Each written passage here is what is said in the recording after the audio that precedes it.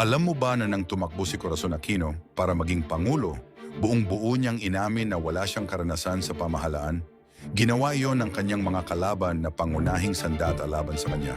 At sa tingin nila, talo na siya bago pa magsimula. Pero nanalo siya at doon nagsimula ang tunay na pagsubok. Sa loob ng 6 na taon, 7 beses na sinubukang ibagsak ng mga armadong grupo ang kanyang gobyerno. 7 beses. May mga sundalo na nakatutok ng baril. May mga opisyal na naghihintay na bumagsak ang lahat.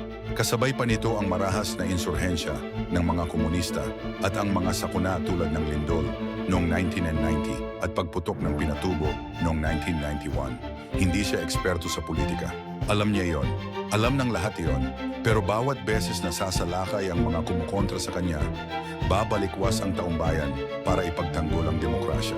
Hindi dahil perpekto si Cory, kundi dahil nagtitiwala sila sa kanya. Iyan ang tanong na dapat nating sagutin ngayon. Sa pagpili ng leader, mas mahalaga ba ang titulo o ang tiwala?